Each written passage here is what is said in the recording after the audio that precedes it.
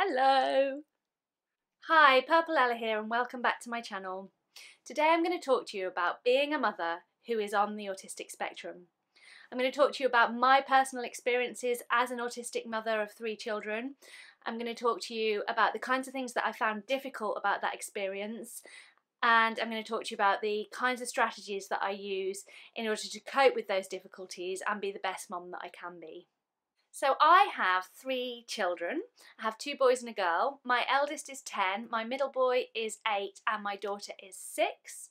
I am autistic, my eldest son is autistic and my daughter is autistic and my middle boy is neurotypical. So I feel like I've really had the whole range of experiences of parenting children as a mother on the autistic spectrum. So I would say that the part of mothering that I have so far found the most challenging because of my autism was the first year of my children's life, so the baby year. And that was really, really difficult, I'm not going to lie.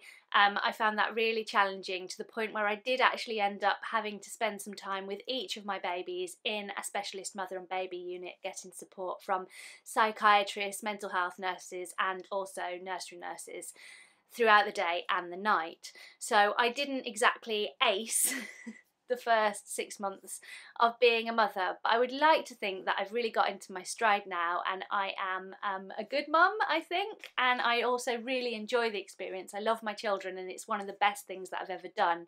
So despite the difficulties, I would definitely say that it's been absolutely worth it to have the experience that I've had. So the difficulties that I found when they were babies were, from a sensory point of view, I found the noise of my babies crying absolutely unbearably difficult. The other thing that I found really difficult was the constant touch aspect of having a baby, in that you are pretty much holding that baby 99% of the time. You're feeding it, you're cuddling it, you're carrying it around, and I loved cuddling my babies, don't misunderstand, but I, because of my needs as an autistic woman, need sometimes some physical space from everybody, otherwise I can find myself getting overloaded, and when my children were babies that just wasn't possible, especially since I was breastfeeding, so I was the only person that could do that.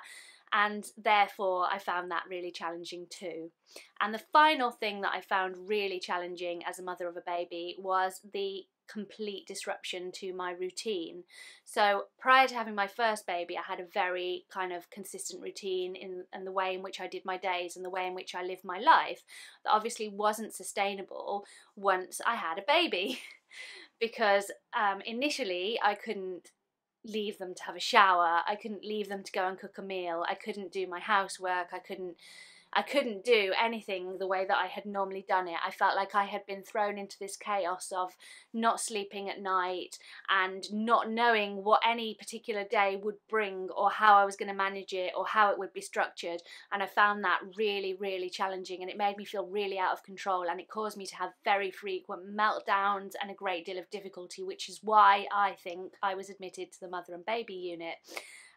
To get that extra support, which was really valuable and really helped me to get a new routine on and ways of coping and ways of getting the space that I needed in order to then be back at home looking after my babies. And obviously with the birth of each subsequent baby, I would have a routine with the child that I already had or the children that I already had, of specific groups we went to on particular days and the ways that we did our days. And then I would have a new baby and that whole routine would be thrown out of the window and I would find myself in overload and meltdown. And this was obviously exacerbated, I would say, by the fact that, I should point out, I didn't know that I was autistic. So perhaps if I'd had the knowledge that I was autistic and a greater understanding of my needs as I do now, I would have been able to put in place some strategies in order to be able to cope with that, whether that be bottle feeding so that I could get some breaks, or whether that be establishing some kind of a routine earlier on. I feel like if I'd known that I was autistic, that would have been really useful, but I still might have had the difficulties, if I'm honest. I still might have had the difficulties I had, because having a baby is a big challenge for anybody, let alone somebody on the autistic spectrum who needs to feel in control of their days and who struggles with sensory overload. So moving on, so if you're about to have a baby, don't panic, it's fine, you'll be fine, but be prepared that these are some areas that you might find difficult, and try and work with your support team, whoever that is and whatever that looks like, to come up with some strategies in order to cope with that. I will say, just as a side note on that I actually found being pregnant worked out really fine for me. It doesn't for everybody. I don't want to make anyone who hasn't had that experience feel like I'm gloating, but for me, being pregnant for some reason really worked out well, and I felt calm and I felt happy and I felt radiant and beautiful and a little bit sick, I won't lie, but on the whole I had good pregnancies and I was fortunate, and so I really only experienced difficulties after I had given birth. And I will do a specific video about giving birth as a mother on the autistic spectrum at some point soon, because if you're interested, let me know in the comment box below and I will do that. So moving on to older children. So I got through the baby year. Once I'd got toddlers, I got myself a really strong routine in place where we had specific groups that we went to on specific days, specific other mothers that I met up with on specific days, and dinner times, meal times at specific times, bedtime. I would say one thing that I found really, really helpful was to get a bedtime established as soon as possible. So my children have a very clear bedtime routine, and they have done from day one, and I've been really strict and firm about that, because for me to be able to cope, I need to know that at this time my children will go to bed and I will get some time to myself to decompress and deal with the overload of the day. So I would say my first tip is definitely make that a priority. So moving on, with my children now being older, I actually, on the whole, 90% would say that being a parent is really, really great for me. It works really well. We have a very structured routine both during the week and at weekends, whereby I know when I'm feeding them, I know when they're going to bed, I know when they're going to do their homework, I know when they're going to go to their activities. I know exactly what's happening every day, all being well and nobody being ill or whatever, and I find that really easy to follow and really really calming and really reassuring for me as well. So the routine that a young child needs works really well for me as an autistic mother. The areas of difficulty I have now with my children being the ages that they are, I would say are related to, I still do struggle with overload, particularly when my children all decide to talk to me at the same time, which is not unusual. They do that quite frequently. I find that makes my head feel a little bit like it's going to explode. So what I've done to deal with that is I have trained my children that if they want to talk to me, what they need to do is come up to me and place their hand on top of my hand. I respond to that by putting my hand on top of theirs to show them that I have notice that they want to talk to me, and then they will wait until I am ready. I mean, you know, mostly when they're in the right place, they will wait until I am ready to listen to them, meaning that they are not all talking to me at once, and that I'm not dealing with the whole mummy, mummy, mummy, mummy sort of side of dealing with children. It's a lot calmer and it's a lot quieter, and I find that a really useful strategy. The other area that I can find difficult is dealing with, now that they're at school and they've got friendships, dealing with those kind of complicated social, ever growing more complicated social and emotional needs that they have, that perhaps I'm not as well equipped as someone who has learnt these skills naturally to deal with. So if my child is having a problem with a friendship group, I've obviously got lots of experience of having problems with friendship groups, but not a huge amount of experience on being in school and getting that right and knowing how to deal with that. So that can be quite difficult. And or an emotional problem that they come to me with, that I'm maybe going to go straight in with problem solving because I'm autistic, rather than you know, emotion and sympathy and the side of things that maybe might be more useful to them. So how I deal with this sort of friendship, social, emotional stuff that I can find challenging as an autistic mother is to take a step back, basically, and not feel like I need to go, right, yeah, here's my response, straight away, I'm going to solve your problem. Instead of doing that, what I might do is say, okay, I hear you, I hear what you're saying, I hear that that's upsetting for you, so using those active listening skills, whereby when someone talks to you, you're repeating back to them what they have said to you and letting them know that you have heard them and understood what they are saying and how they are feeling, which can be as simple as, I hear that your friend made you feel sad today because they did this, and I hear that you're feeling sad. And that can be really reassuring and is actually quite a straightforward technique. And then what I will do is I will go away, I will say, let mummy work on this, and I will go away and I will research, because I love to research. I will research the situation. I will talk to neurotypical or non-autistic adults. I will look on the internet. I will garner, garner? I've never said garner before. Oh, garner.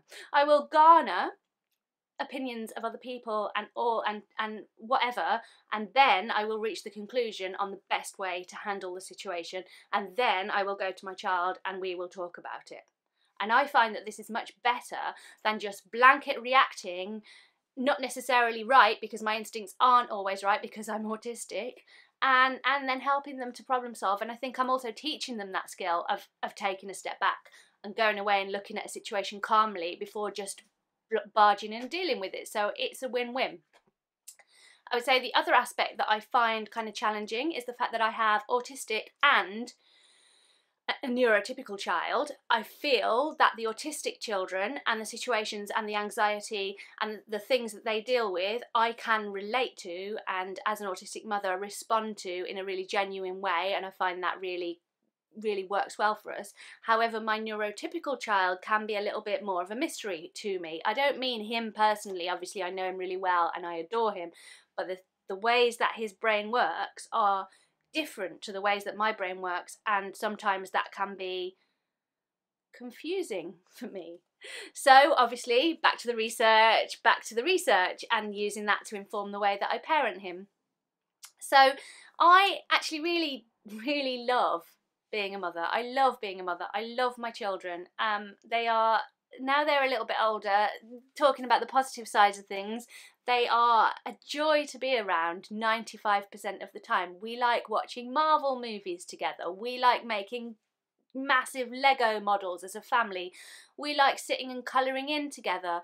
We like talking about video games. We like Minecrafting together. We have so much in common because a lot of my interests are a little bit childish, and because they are reaching an age now where the things that they want to do and the things they want to talk about are of interest to me, and that is satisfying and joyous and wonderful. And I feel like I'm being a bit gushy, but I just really want to convey how alongside the challenges of parenting them, how much having them has blessed my life and made me a more well-rounded person. So I would definitely say that it's something that I would do again, exactly as I have done it, even as hard as it has been. But there are some challenges that I've discussed in this video, and I'm hoping that some of the strategies that I've given are useful. I think if I was to give you 3 key things about mothering as a mother who is autistic, I would say number 1, routine. Get yourself a family routine so you know what you're doing, they know what they're doing, everyone's calm. Number 2, make sure that you get the space that you need. My thing that I do is I come up into my bedroom, close the curtains, I put on my sensory lights. The kids know, you know, obviously when Mr. Purple's here and he can care for them, the kids know that mummy needs 10. I sit in here and I decompress and I go back to them more capable of being a better mother. So it's that whole thing of looking after yourself so that you can look after other people. Definitely make that a priority. And number 3, enjoy the aspects that you're good at. Maybe you're really into Minecraft and your kids are going to think you rock because of that. Maybe, you know, whatever it is that you've got, don't think I've got to be like this neurotypical, this non-autistic person in order to parent my children. Think, what are my strengths and what can I bring to my children because of my unique, well, not that unique, but because of my different neurology? What can I bring to this, and embrace that and be happy with who you are, and reflect that onto your children, and then they will grow up being happy with who they are, understanding differences, accepting differences, and just generally being marvellous, well-rounded human beings, as I like to think that my children are. So that's what I've got to say about mothering. If there's anything you'd specifically like to ask me about being a mother who is autistic, or mothering autistic children, or being a mother who is autistic and mothering autistic and neurotypical children, then leave me a comment in the box below, and I will endeavour to answer it. Or even if there's enough requests, I could make a specific video on a specific topic. If you would like to know more about the birth and pregnancy experience as an autistic woman, again, ask me and I could make specific videos. Like the video, share the video, and I've been working really hard. I don't know whether you've noticed, but I've made a whole bunch of new thumbnails and working really, really hard on my channel, and I'd really appreciate more subscribers. So if you haven't already subscribed, then do subscribe to my channel, because that would be really great and it would make all the hard work that I'm doing seem that bit more worthwhile. So that's all from me today. Thanks for watching, and I will see you next week. Bye!